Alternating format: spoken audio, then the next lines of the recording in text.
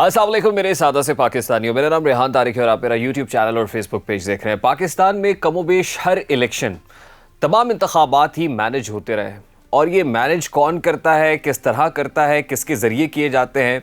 यकीनन ये करने वाले भी सबको पता है। तरीक़ा वारदात भी कमोबेश एक जैसा रहा है। किसके लिए किए जाते हैं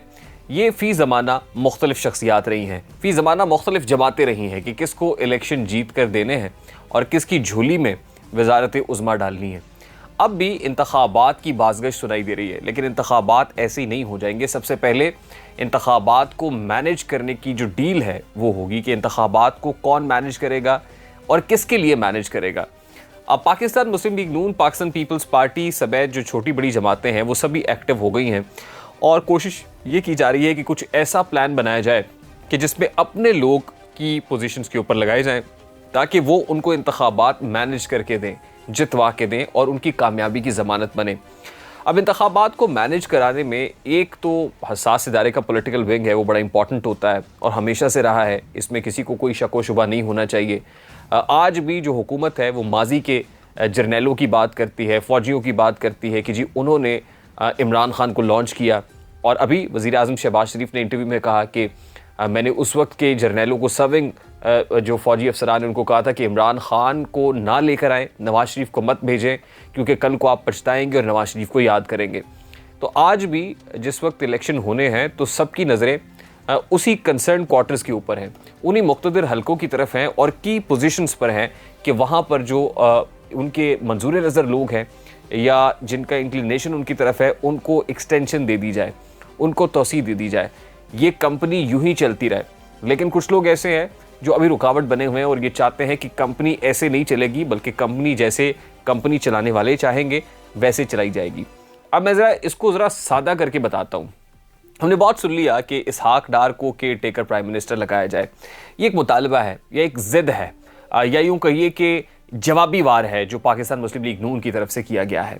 और इसके बहुत सारे जो है पस मंज़र हैं। इसका एक हवाला तो सीधा सा ये है कि पाकिस्तान मुस्लिम लीग नून एक मुतालबा कर रही थी, उस मुतालबे को रद्द कर दिया गया और उस मुतालबे के रद्द किए जाने के बाद गुस्से के तौर पर, जवाबी वार के तौर पर पाकिस्तान मुस्लिम लीग नून ने एक पैंतरा फेंका है, ताश के कुछ पत्ते शो करना शुरू किए हैं और फिर उन्हीं पत्तों में यानी उसी चाल में से एक चाल ये है कि इसहाक डार को बतौर निगरान वज़ीर आज़म लगा दिया जाए। अब यकीनन ये बड़ी दूर की कौड़ी है और सबको पता है कि प्रैक्टिकली ये पॉसिबल नहीं है, लेकिन ये करके पाकिस्तान मुस्लिम लीग नून ने वाज़े तौर पर यह तासुर दे दिया है कि इस वक्त उनके मामला ठीक नहीं है। यानी अंदर जो गुफ्तगू हो रही है वहाँ पर ऐसा कोई डेडलॉक आ गया है कि जिसके बाद पाकिस्तान मुस्लिम लीग नून भी अब खुलकर आ रही है और आने वाले दिनों में इस्टेब्लिशमेंट भी या ताकतवर हल्के भी खुलकर आते हुए दिखाई देंगे। गुज़श्ता कई रोज़ से एक ख़बर चल रही थी और वो ख़बर ये थी कि 258वीं कोर कमांडर्स कॉन्फ्रेंस के अंदर DGISI lieutenant general Nadeem Anjum को एक्सटेंशन दे दी गई है और उसकी तौसीक chief of the army staff general Syed Hafiz Asif Munir साहब ने कर दी है। अब ऐसी अफवाहें फैलाई जा रही थी, क़यासाराइयाँ की जा रही थी, ख़बरें फीड की जा रही थी कि ऐसा हो रहा है और फिर उसके लिए जवाज़ ये पेश किया जा रहा था कि इस वक्त वेस्टर्न बॉर्डर के ऊपर जो सिचुएशन है, मुल्क में जो सिक्योरिटी सिचुएशन है वो ठीक नहीं है, हालात बड़े दिगरगू हैं और वो तकाज़ा करते हैं कि जो ऐसी हसास पोजीशन है DGISI की, हसास इदारे के सरबराह की, उसमें नदीम अंजुम साहब क्योंकि बहुत अच्छा परफॉर्म कर रहे हैं तो उनको तौसीह दे देनी चाहिए। अब नदीम अंजुम साहब का जो टेन्योर है वो मुकम्मल होने वाला है, उनके ओहदे की ना सिर्फ मियाद ख़त्म हो रही है बल्कि उनकी जो रिटायरमेंट है उसका वक्त भी करीबान पहुँचा है। ऐसे में कुछ सियासी हल्के ये चाहते हैं, बल्कि कुछ क्या है, पाकिस्तान मुस्लिम लीग नून ये चाहती है कि नदीम अंजुम साहब को एक्सटेंशन दे दी जाए या नदीम अंजुम साहब अभी कुछ और देर काम करते रहें।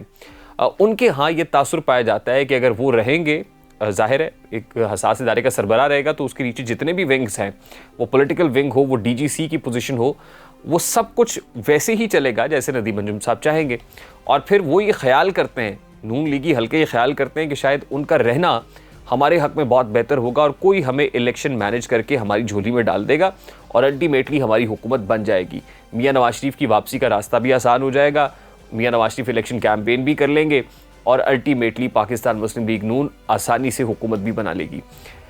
ये जो DGISI की एक्सटेंशन का मामला है, इस हवाले से पहले भी मुतज़ाद ख़बरें आती रही कि नदीम अंजुम साहब अपने ओहदे की मियाद ख़त्म होने के बाद सुबकदोश होना पसंद करेंगे वो रिटायर होना चाहते हैं और इस वक्त वो एक्सटेंशन लेने के मूड में नहीं है। लेकिन मूड कब बदल जाए, कब चीज़ें मुख्तलिफ हो जाएँ, ये भी कुछ कहना इस हवाले से कबल वक्त होगा, क्योंकि अभी तो उनके ओहदे की मियाद ख़त्म नहीं हुई है। लेकिन एक ख़बर बड़ी पक्की है और वो ख़बर ये है कि आसिम मुनीर साहब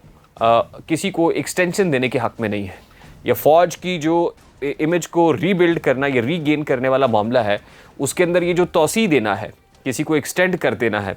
वो नहीं चाहते हैं। जब ये एक्सटेंशन के हवाले से भी नो लिफ्ट का बोर्ड लगा है या कोई सुर्ख झंडी दिखाई जा रही है, तो उसके बाद पाकिस्तान मुस्लिम लीग नून के भी तेवर बदले बदले से हैं। उन्होंने भी इसहाक डार वाला पैंतरा खेल दिया है। अब बहुत से लोग ये कहते हैं कि जी उस वक्त नदीम अंजुम साहब की अपॉइंटमेंट और ये सारे मामला, तो उसमें पाकिस्तान मुस्लिम लीग नून इसहाक डार का ख़ास तौर पे बहुत रोल है। इसहाक डार जो है वो ताकतवर हलकों के साथ जो है वो इंगेजमेंट करते रहे हैं, एक ब्रिज का रोल प्ले करते रहे हैं मियां नवाज शरीफ, पाकिस्तान मुस्लिम लीग नून और इस्टेब्लिशमेंट के माबैन। तो इसीलिए अब अंदर से ही, इदारे के अंदर से ही ये जवाब समझा जाए कि इसहाक डार को बतौर care taker prime minister nominate करके तो किसी की दुम पे पाँव रखना मकसूद है। अब ये ऐसी बहुत सारी कॉन्स्पिरेसीज़ हैं, लेकिन इनको तकवीयत खुद सियासी हलके दे रहे हैं। जितना डिफरेंसेस पैदा हो गए हैं, जो कुछ चल रहा है उसके अंदर तकवीयत इन तमाम तर कयास आराइयों को मिल रही है। मैं फिर कहूँगा ये कयास आराइयाँ हो सकती हैं, अफवाहें हो सकती हैं, ख़बरें ज़रूर हैं, लेकिन इन ख़बरों को ठीक साबित खुद पाकिस्तान मुस्लिम लीग नून और उनके जो हिमायती हैं वो कर रहे हैं।